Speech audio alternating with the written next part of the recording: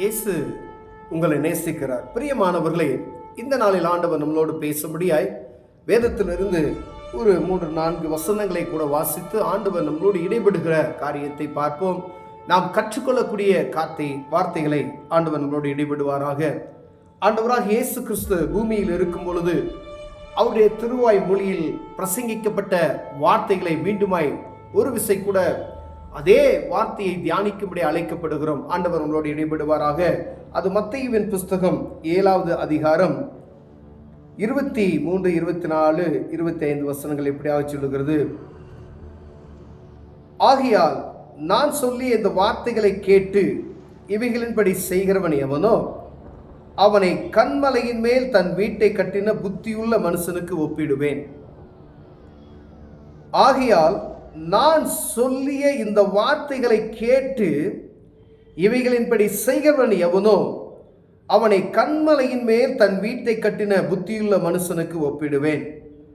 பெருமழை சொரிந்து பெருமள்ளம் வந்து காற்று அடித்து அந்த வீட்டின் மேல் மோதியும் அது விழவில்லை, ஏனென்றால் அது கன்மலையின் மேல் அஸ்திபாரம் போடப்பட்டு இருக்கிறது.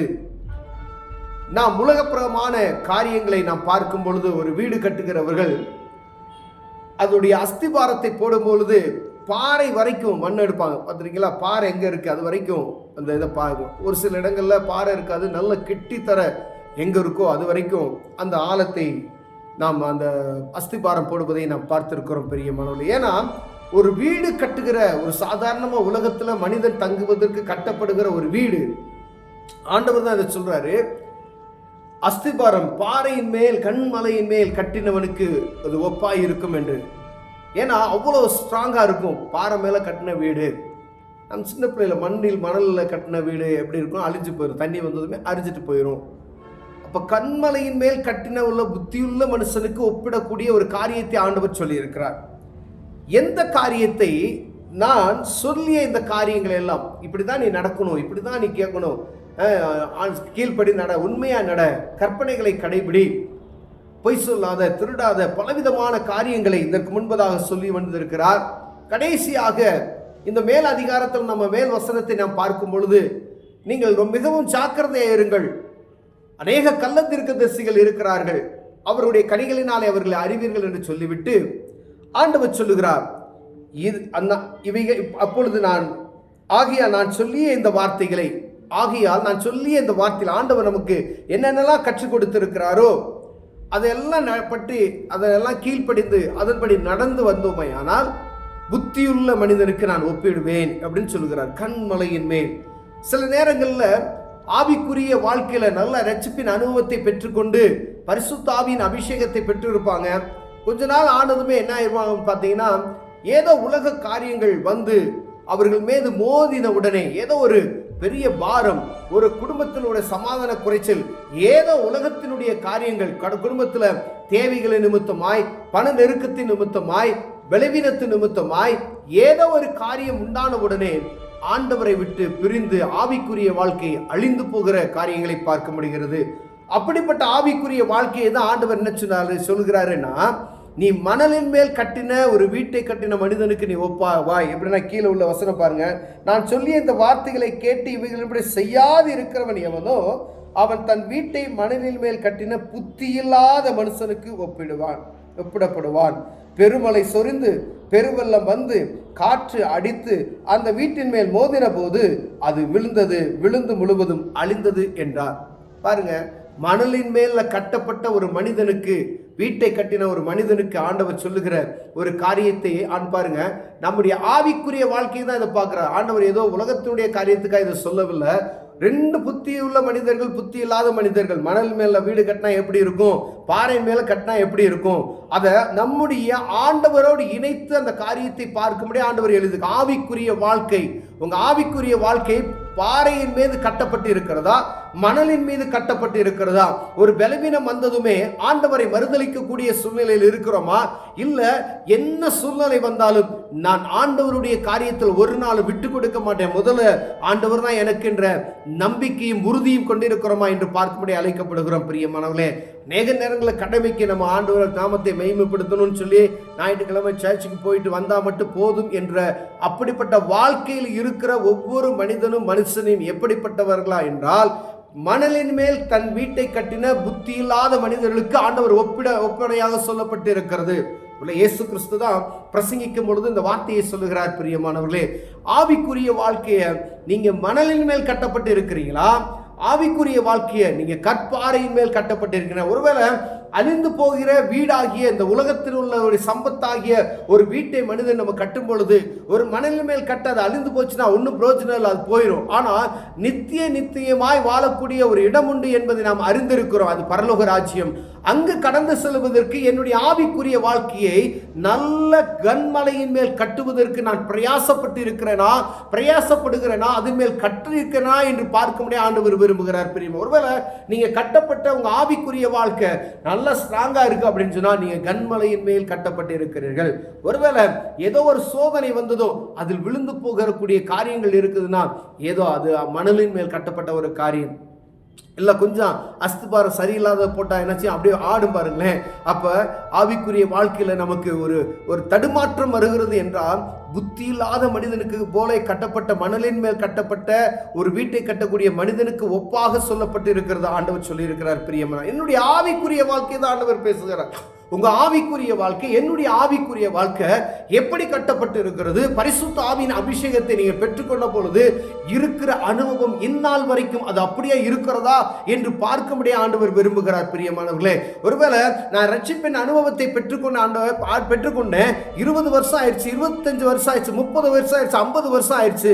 இன்னைக்கு உங்க ஆவிக்குரிய வாழ்க்கையின் அனுபவம் எப்படி இருக்குது? நிற்கிறதா, சாய்ந்து கிடக்கிறதா என்று பார்க்க முடிய அழைக்கப்படுகிறோம். ஒருவேளை ஆவிக்குரிய வாழ்க்கைனா என்னன்னே தெரியாத இருக்கிற ஜனங்களை பத்தி ஆண்டவர் ஒண்ணுமே சொல்லல.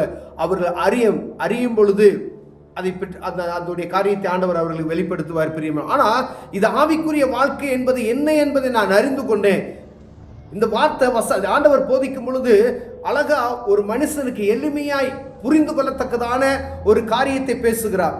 மணலின் மேல் கட்டப்பட்ட ஒரு வீடு, கற்பாறையின் மேல் கட்டப்பட்ட ஒரு வீடு என்று சொல்லி ஆவிக்குரிய வாழ்க்கையை ஒப்பிட்டு அதை சொல்லுகிறார்.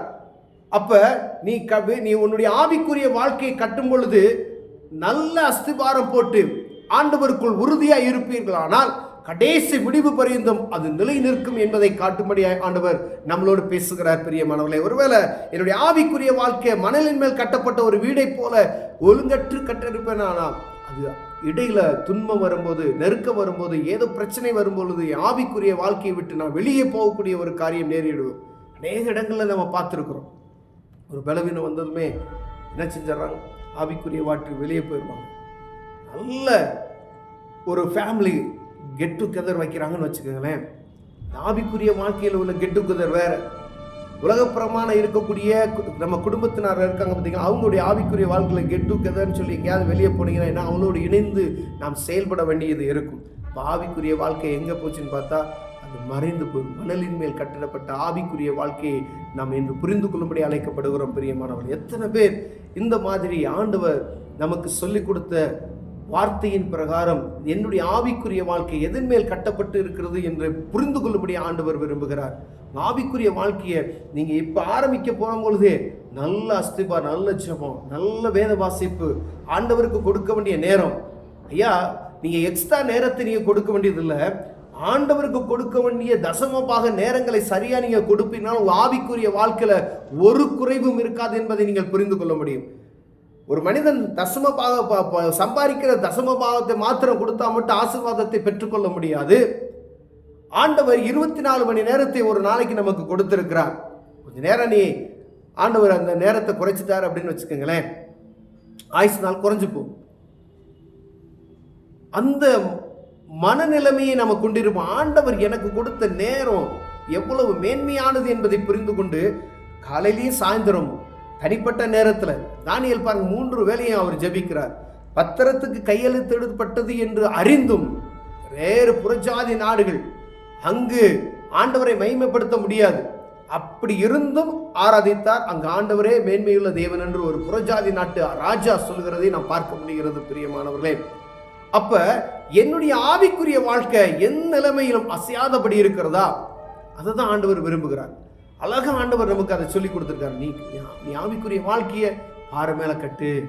ஆரம்பத்திலேயே அதை ஒழுங்கும் கர்மமாய் அதை கட்டிவிட்டா அது நிலைத்திருக்கும் என்று சொல்லி, முடிவு பரியந்த நிலைத்திருப்பவனே ரட்சிக்கப்படுவான் என்று வேதம் சொல்லுகிறது. பிரியமானவரே, அப்ப நம்முடைய ஆவிக்குரிய வாழ்க்கையை நம்ம ஆரம்பிக்கும் பொழுதே அஸ்திபாரம் நல்லா இருந்துச்சு அப்படின்னு சொன்னா முடிவு பரியந்த நிலைத்திருப்போம்.